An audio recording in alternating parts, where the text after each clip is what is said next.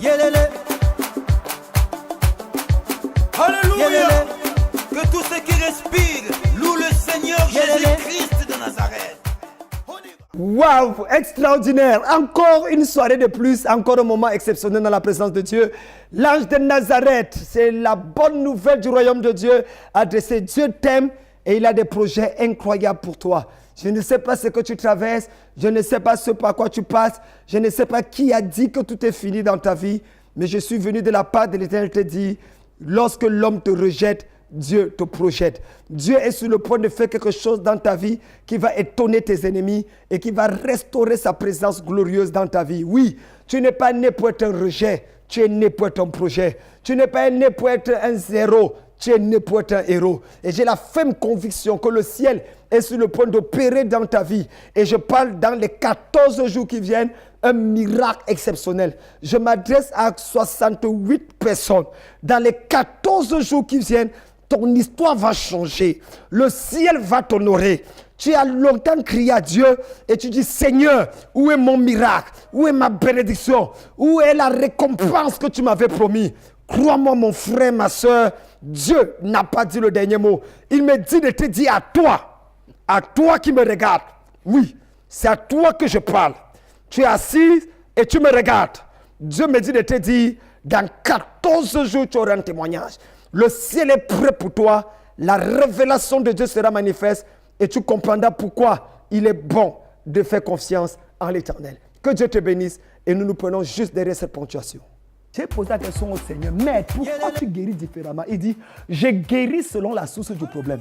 Si la maladie était venue par une parole négative, je prononce une parole positive. Si la maladie était venue parce qu'on avait trafiqué les choses sur la terre, j'utilise la terre et je ramène les yeux. Si la maladie est venue parce qu'on avait volé dans les eaux, j'utilise l'eau et je baisse. Frère, apprenons la bataille spirituelle. N'oublie pas, sois notre invité ce mercredi à midi.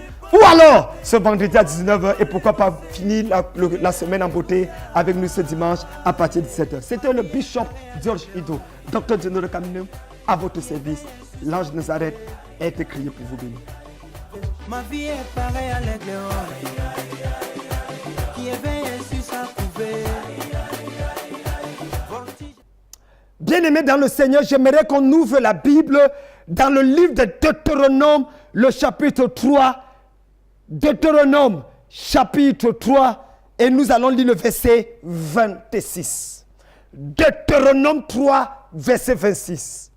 Mais l'Éternel s'irrita contre moi à cause de vous, et il ne m'écouta point.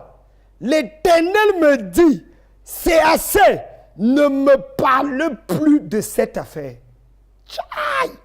Il y a des passages dans la Bible où je prêche aujourd'hui sur le thème « Ton péché te rattrapera ». Ton péché te rattrapera. Mesdames, mesdemoiselles, dames, messieurs, le livre de Deutéronome a été écrit au moment où Israël est déjà entré dans la terre promise. À quelques jours avant son entrée, Dieu avait déjà donné les prescriptions à Moïse en lui disant, prépare-toi, parce que c'est la dernière ligne droite pour Israël d'entrer. Il va donc rappeler la loi, de le nom Deutéronomos, qui veut dire la deuxième loi, ou alors le rappel de la loi. Moïse va donc rappeler au peuple d'Israël comme un testament tout ce que Dieu avait dit, ce que Dieu attendait d'eux et ce que Dieu espère d'eux lorsqu'ils attendent dans la terre promise. Or, lorsque Moïse finit de parler, la Bible dit, au verset 23, Moïse dit, en ce temps-là, j'implorai la miséricorde de l'Éternel en disant, Seigneur, tu as commencé à monter à ton serviteur ta grandeur et ta main puissante, car quel Dieu est pareil à toi. Oh Dieu, laisse-moi passer, je te prie. Laisse-moi voir ce bon pays de l'autre côté du Jourdain, ces belles montagnes du Liban. Mais l'Éternel s'irrita contre moi. Pour la première fois, l'Éternel s'irrita contre Moïse. Moïse qui a dit à Dieu, si tu ne pardonnes pas à ce peuple efface mon nom du livre de vie. Et Dieu s'est senti contraint de pardonner à un peuple rebelle parce qu'il ne voulait pas perdre Moïse. Le même Moïse qui levait la verge et la mer se fendait. Le même Moïse à qui Dieu parlait face à face. La Bible dit, Moïse implora l'Éternel. S'il te plaît, je veux voir le pays. Je veux entrer dans la terre promise. Et l'Éternel lui dit, l'Éternel s'irrita. Dieu se fâcha contre lui et dit, assez, ne me parle plus de cette affaire. J'ai dit que tu n'entreras pas. De quelle affaire s'agit-il? Il faut revenir dans Nombre. La Bible dit que Dieu avait dit à Moïse, parle au rocher. Et Moïse a frappé le rocher 2 fois. Quand il a frappé le rocher, l'eau est sortie. Mais c'était la désobéissance. Dieu a dit à Moïse, comment tu ne m'as pas honoré en présence du peuple? Il avait frappé une fois, c'était suffisant. Mais comment frapper le rocher une 2e fois peut pousser Dieu à se fâcher au point où aucune intercession ne peut pas changer? Il faut comprendre que le rocher que Moïse frappait n'était pas n'importe quel rocher. C'est plus tard que l'apôtre Paul va révéler que le rocher qui les suivait, c'était Jésus-Christ. Donc, en frappant le rocher une fois, il signifiait que Jésus allait mourir une fois. Mais le frapper une 2e fois, c'est pour dire que Jésus va mourir une 2e fois. Et ça, Dieu n'est pas d'accord. Ah oui, il y a des actions qu'on pose. On ne pèse pas la pertinence prophétique, la dimension générationnelle de l'action. La Bible dit à cause de ça, Dieu a dit à Moïse, tu n'entreras pas dans la terre promise. Tu n'entreras pas dans la terre promise, dans mon Canaan. Moïse va continuer à faire des miracles. Moïse va continuer à faire des choses. Je vous rappelle que si Dieu était comme nous, quand Moïse a péché, mais l'eau est sortie du rocher. Est-ce que l'eau est sortie ou n'est pas sortie? L'eau est sortie. Est-ce que le peuple a bu ou le peuple n'a pas bu? Le peuple a bu. Est-ce qu'après avoir bu, le peuple est mort? Non, le peuple a été vivifié. Comme quoi? C'est une désobéissance à Dieu, mais le miracle s'est produit. Oh, écoutez-moi, écoutez-moi, écoutez-moi. C'était une désobéissance. L'homme de Dieu avait désobéi, mais le miracle est sorti. Ce n'est pas parce qu'un homme de Dieu fait un miracle qu'automatiquement Dieu est d'accord avec lui.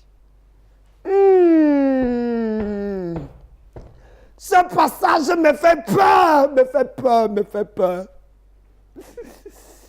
Moïse vient de rater son entrée dans la terre promise, mais cependant, l'eau sort. Il a désobéi à Dieu. Et cependant, le miracle s'opère.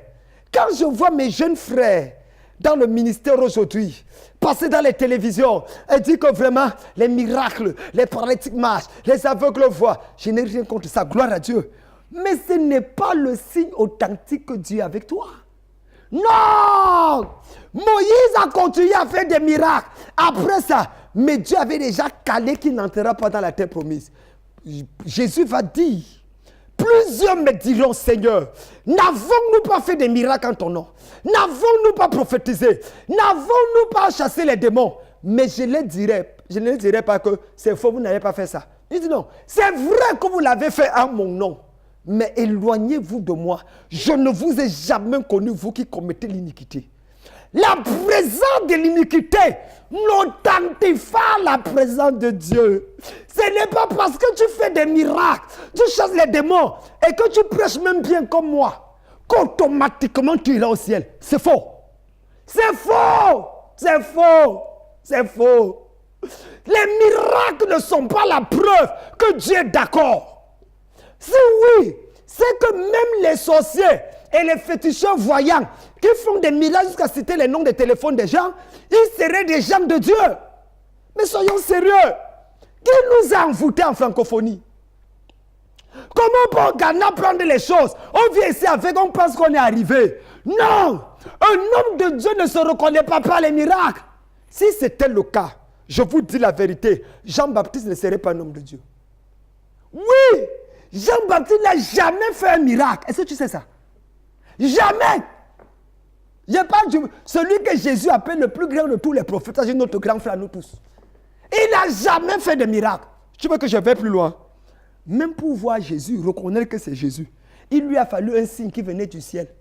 À un moment même, il a douté. Est-ce que c'est vraiment lui? Est-ce que ce n'est pas vraiment lui? Le plus grand des prophètes ne voyait pas bien. Donc tu viens, tu dis que tu es le grand des prophètes, parce que tu vois trop clair. Fire! Quelle histoire! Frère, revenons dans la parole. La Bible dit, Moïse, tout le monde a acclamé. Imaginez quand Moïse a frappé le rocher, l'eau est sortie. Ah, les ressortissants, les adeptes de Moïse.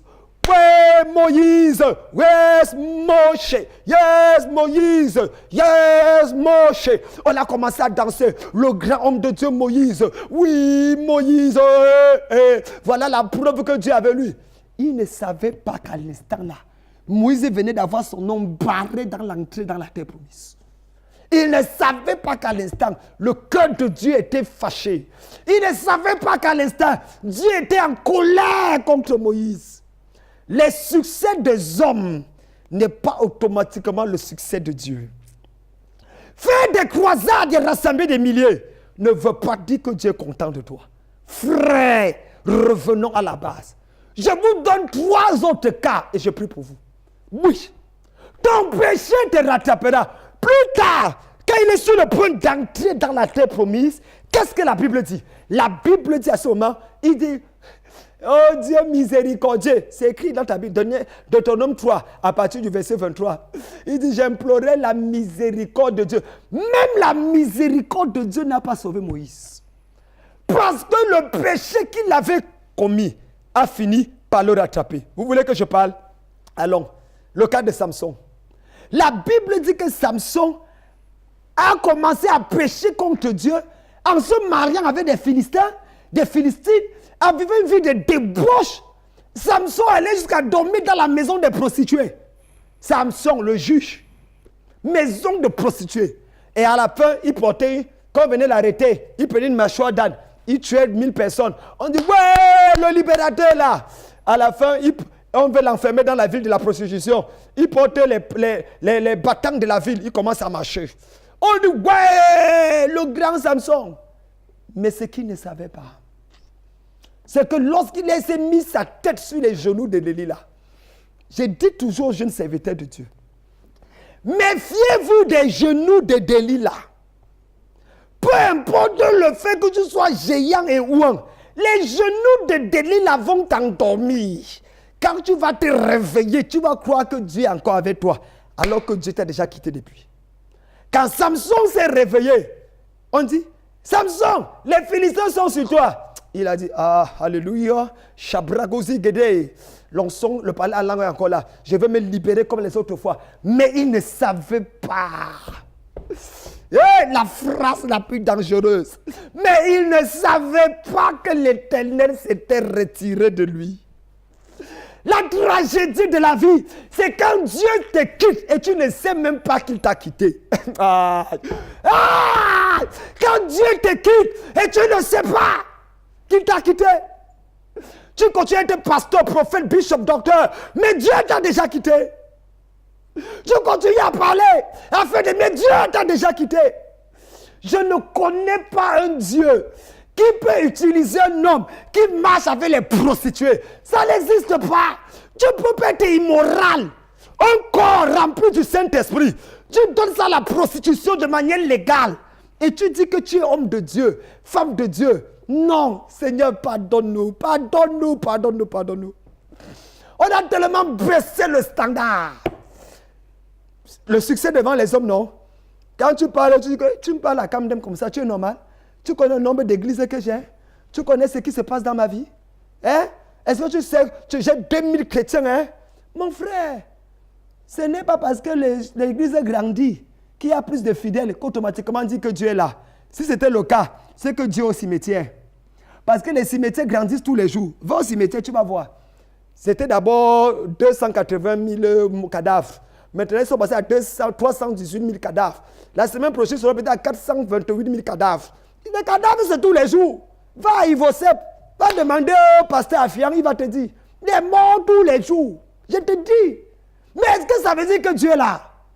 Quand tu as 18 cadavres et ça monte à 200 cadavres, de 200 cadavres, ça revient à 1000 cadavres. C'est toujours les cadavres. On a besoin de la vie. On n'a pas besoin de rassemblement des cadavres. Vous ne me croyez pas? Regardez le cas de Judas. Judas était un voleur. Tout le monde savait qu'il volait, mais personne n'a jamais appelé. Plusieurs fois, Judas disait, même Jésus sait que je vole, il ne m'a pas attrapé. Jésus ne m'a jamais excommunié, vous allez me dire quoi? Mais Judas ne savait pas qu'un jour, son péché allait le rattraper. Oh oui!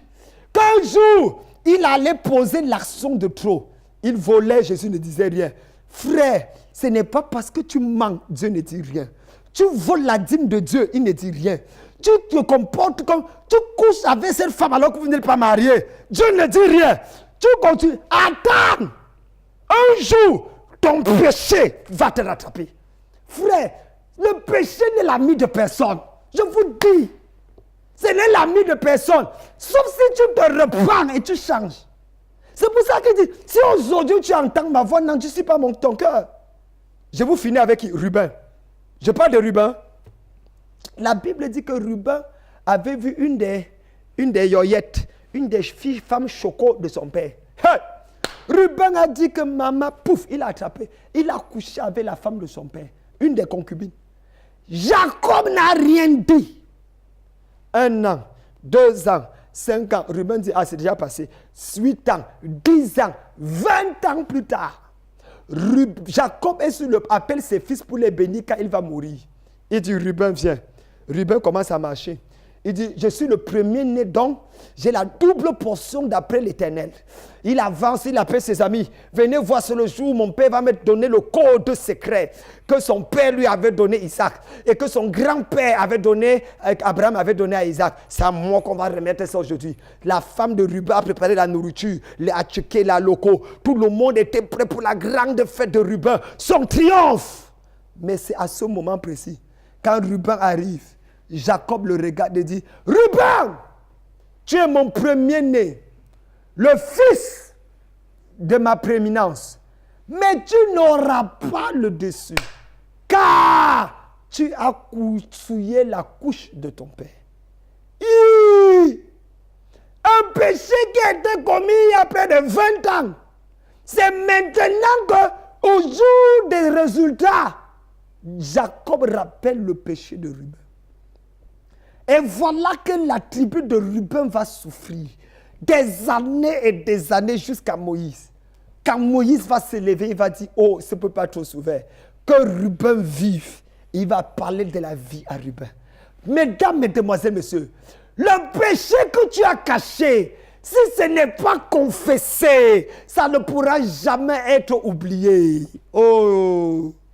Ton péché te rattrapera. Dieu m'a dit de dire à quelqu'un, personne ne t'a vu coucher avec ton fiancé. Attends le jour du mariage. C'est après que la vérité va sortir. Personne ne t'a vu vivre ta vie de désordre. Personne ne t'a vu dormir avec ton pasteur. Calmas. C'est quand les troubles dans ton ventre vont commencer que tu seras obligé d'aller confesser à l'ennemi de ton pasteur. Frère, ton péché te rattrapera. Je sais une chose, peu importe le temps, un péché qui n'est pas confessé finit toujours par te rattraper. Ma prière, c'est que tu n'endurcisses pas ton cœur en m'écoutant. Ma prière, c'est que tu regardes ton cœur et que tu passes à genoux devant Dieu. Et que tu pleures. Tu dis, oh Dieu, pardonne-moi. Oui, parce que la main de l'Éternel n'est pas trop courte pour sauver, ni son oreille trop dure pour entendre. Mais ce sont nos péchés qui nous séparent de notre Dieu. Et il a dit, si tu confesses, celui qui confesse ses transgressions ne prospère. Celui qui cache ses transgressions ne prospère pas. Mais celui qui les avoue et les délaisse obtient miséricorde. Oui, tu as besoin que Dieu te pardonne. Parfois, tu dis que c'est les autels. Parfois, tu dis que ce sont les sorciers qui ont bloqué ta vie. Non, c'est ton péché qui a bloqué ta vie. Si tu peux te repentir et demander pardon à Dieu. Si tu peux dire, Seigneur, je regrette. Je vais mettre ma vie en règle avec toi. dans la sainteté et la pureté, dans la consécration et la vérité. Seigneur, c'est dur, mais j'accepte. Je ne dis pas d'aller exposer ton pasteur devant tes ennemis. Je ne te dis pas d'aller exposer, non. Pas comme une soeur qui est venue me voir. Papa, je vais me repentir. J'ai commis l'adultère. J'ai dit, ok, merci. Ça va, que Dieu te pardonne. Est-ce que Dieu me regarde? Papa, tu ne veux pas connaître avec qui j'ai commis ça? J'ai dit, tu es venu confesser ton péché ou bien dévoiler le péché de quelqu'un d'autre. Non, mais papa, c'est un pasteur. J'ai dit, ma soeur, tes péchés que j'avais pardonnés, je ramène ça dans ta vie. Tes parents, tes grands-parents, reprends ça et sors de mon bureau. Ça, c'est la sorcellerie. Tu viens confesser ton péché ou bien tu vas exposer les péchés des autres. Quand tu vas devant un homme de Dieu pour confesser ton péché, confesse ton péché. Oui. Ne va pas gâter quelqu'un, le nom de quelqu'un. Laisse Dieu traiter avec la personne. La sorcellerie nous veut quoi dans l'église aujourd'hui? Ton péché te rattrapera. Mais je sais que pendant que je parle, tu entends l'Esprit de Dieu battre dans ton cœur. Je sais que pendant que je parle, tu es en train de dire, Seigneur, je refuse d'endurcir mon cœur. Ne laisse pas la personne à côté de toi endurcir ton cœur, non. Tu as une relation avec Dieu. Tu es un enfant de Dieu. Tu es une princesse de Dieu. Il y a des projets de Dieu dans ta vie. Ne laisse personne t'embobiner avec de beaux discours. Va t'agenouiller devant Dieu. Pleure et supplie de te pardonner. Mets fin à ça.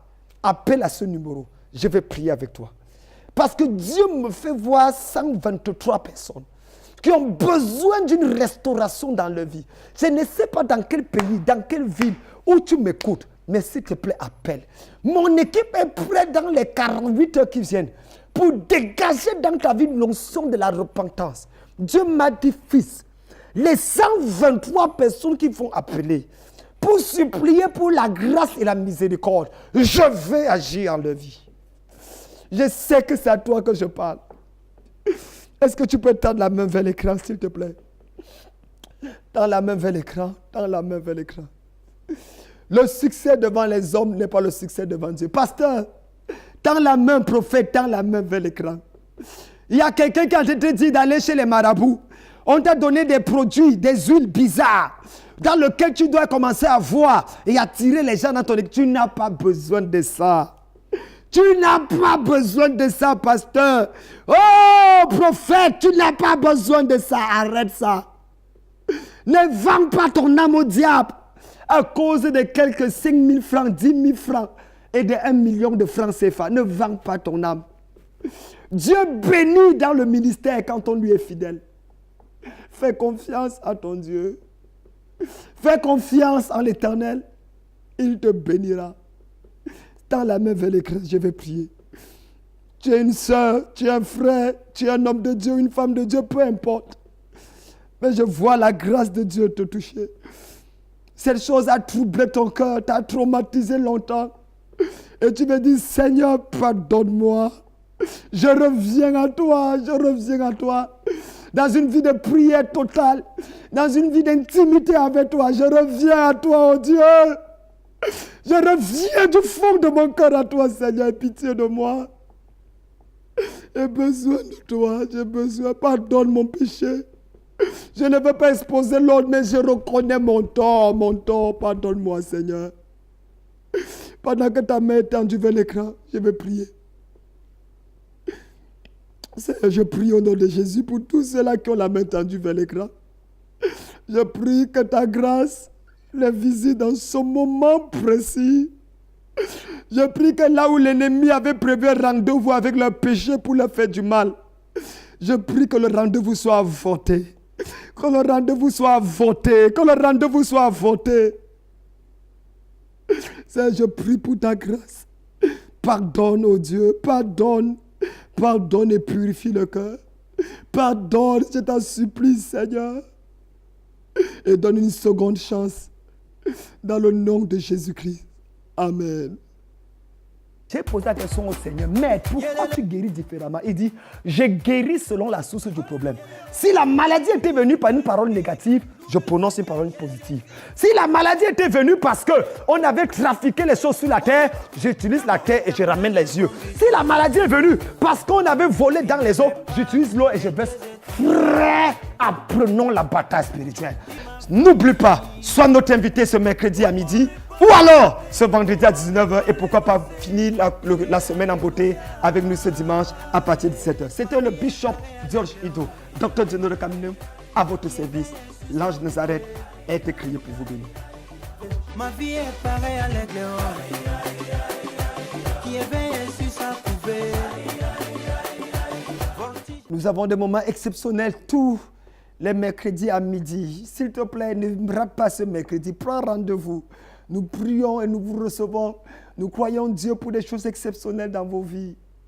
Et également, les vendredis, nous avons un moment unique de prière à 19h, de 19h à 20h30. Viens ce vendredi. Les dimanches, nous avons ce que nous appelons l'école royale, la classe royale, la royauté, de 10h à 12h le matin. C'est un moment unique où nous approfondissons la révélation de la parole, le culte de la royauté. Mais notre véritable culte, c'est dans l'après-midi, culte de gloire, de 17h à 20h. S'il te plaît, ne manque pas ce dimanche. Sois mon invité. Ceux qui viennent à 10h pour la classe royale, je prie avec eux, je les reçois en attendant qu'on fasse notre culte de 17h. Que Dieu vous bénisse. C'était le docteur Djendo Kamdem Nunga, président des églises Mission Royale Ange de Nazareth, cathédrale de la foi. Que Dieu vous bénisse. Amen. Yelele. Alléluia. Yelele. Que tous ceux qui respirent louent le Seigneur Jésus-Christ de Nazareth. On y va. L'Éternel conduit son peuple haut. Il n'y avait pas